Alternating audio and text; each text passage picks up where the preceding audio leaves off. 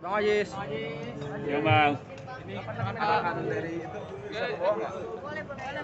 Boleh bawa ya. Mundur. Op bang, op enggak bang. Bang, misi bang. Itu ada kamera bang. Nunduk aja bang. Suruh ke bawah dulu katanya nih. Suruh ke bawah berarti mundur lagi. Diatur dulu aja di bawah tangga. Tangan jatuh. Belum jauh aman. Oke deh. Ya sini bang. Di bawah tangga. Di bawah tangga. Maaf ya tadi. Oh tangga. Oh, ya. Awas jatuh. Enggak.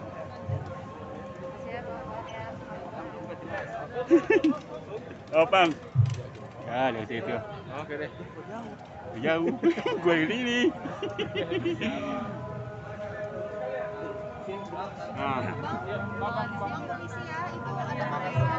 Ada kamera tebalnya nunduk. Oh, Oke, sini aja. ya. Oke. Ini saya ditanya aja kali ya. Oke. Ya. Gimana bang? Tadi gimana 8 tahun? Tuntutan dari jaksa karena tadi kuasa hukum menyatakan bahwa tuntutannya kurang serius nih. Agak nunduk. Iya, kita sependapat sama Pak Munarman tadi. Saya rasa pihak jaksa kurang serius gitu kan. Jadi kita nggak tertantang gitu. Makanya kita pikir tuh hukumannya mati gitu kan tuntutannya. Gitu. Jadi biasa aja. Jadi makanya kita santai aja gitu seperti itu. Karena hal-hal kayak gini kan kita tahu sudah seperti dugaan kita memang ada bukan murni dari hukum ya seperti itu. Makanya itu seperti itu ya. Bang, Berarti ini menanggapi yang berpikir bahwa tuntutannya bakal mati juga ya? Iya, harus serius lah, harus lain kali. Menurut beliau begitu tadi. Bang, ini kan pertama dapat kita gerakan orang yang untuk melakukan teror. Nah, Ya. ini yang terbukti kan yang permufakatan jahat itu ada tuh. Nah, sekarang saya mau sedikit bedah sesuai dengan ini ya, bahwa kalau soal permufakatan beliau jelas kita sudah sama-sama lihat, nggak pernah ada videonya beliau ikut bayat, angkat tangan, terus mengucapkan lafaz bayat, kita sama-sama tahu, kita bisa lihat ya, nggak ada dari pandangan kami seperti itu. Kemudian beliau juga tidak jadi panitia di acara tersebut, beliau diundang untuk mengisi seminar. Kemudian juga justru yang disampaikan beliau itu mencegah orang untuk melakukan terorisme, karena kan mengatakan bahwa kita harus waspada dengan propaganda Amerika untuk menjebak dan semacamnya lah dari dokumen-dokumen NIC. Tadi disebut juga kan oleh jaksa kan. Kemudian juga saksi-saksi juga mengatakan dari antara lain John Hand dan beberapa rekannya mengatakan tidak ada Munarman itu kita tidak ngaruh seperti itu kan. Itu untuk beberapa orang yang sudah bebas gitu kan. Adapun mengenai saksi-saksi yang memberatkan, ya tentu saja orang mereka dalam penguasaan pihak aparat kepolisian kan seperti itu. Artinya subjektivitasnya wajar dong kalau kita pertanyakan. Kemudian juga ada lagi tadi fakta-fakta bahwa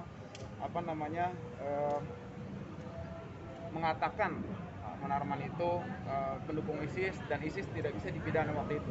Itu kan benar sesuai kan, banyak pernyataan pejabat kepolisian juga mengatakan waktu itu ISIS belum bisa dihukum, dan itu juga dibuktikan ya dengan beberapa orang yang dideportasi kan, katanya ikut seminar, kemudian pergi ke Suriah, dideportasi, ditangkap seperti itu kan. Tapi di sini nggak diambil tindakan apa-apa kan.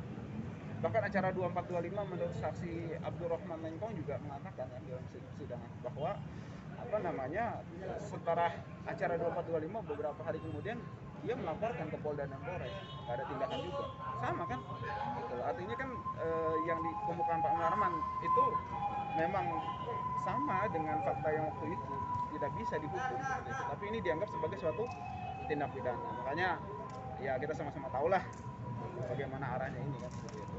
Itu sih.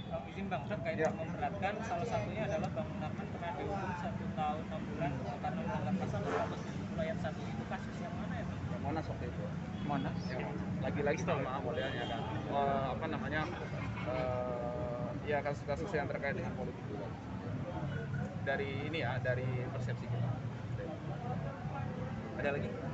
Berarti next untuk persiapan pembacaan nota pembelaan sama Pak Munarman sendiri ya bang? Ya. Tanggal 21 ya? Hari Senin depan ya. Saya bisa sedikit menambahkan Ya silakan. bahwa ini yang dihukum, yang dituntut adalah pemikiran dari Munarman.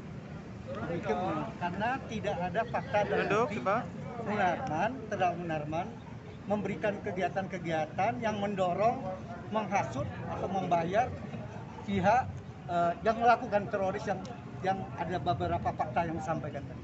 Munarman hanya menyampaikan bahwa dia punya sebagai seorang Islam, dia memang pengen supaya khilafah Islam itu berlaku di Indonesia. Tapi dia secara konsesional tidak pernah memaksakan diri untuk supaya itu berlaku. Jadi dia perjuangannya konsesional. Dalam hal ceramah itu adalah ilmiah.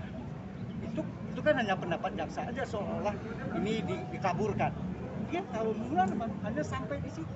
Tidak ada tindakan lain, kegiatan lain yang berhubungan dengan pelaku-pelaku teroris. Hanya itu ya, itu aja yang saya kira.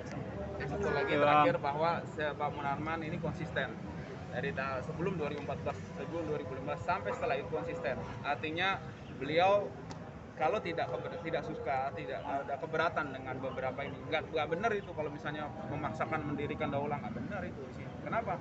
Ya Pak Munarman konsisten kok. Kalau ada keberatan, beliau judicial review, melakukan upaya-upaya ke DPR seperti itu kan. Aslinya konstitusional semua gitu kan. Itu konsisten dari awal sampai selesai. Artinya tuduhan-tuduhan tadi sebenarnya tidak berdasar. Dan juga kami menyesalkan ya dalam dakwaan ini ada dugaan dari pandangan kami kriminalisasi tentang beberapa istilah dan ajaran yang ada dalam Islam seperti khilafah, jihad, terus kemudian baiat. Ini menurut saya hal-hal yang sangat kita sayangkan dan tidak seharusnya ini terjadi di negara yang mayoritas Muslim, apalagi berketuhanan yang Maha Esa. Itu kan ajaran Islam juga. Seperti itu. Ini Bang. Tadi ketika dengar tuntutan itu impresi Bang Munarman. Ketawa-tawa aja, nggak serius. Harusnya mati.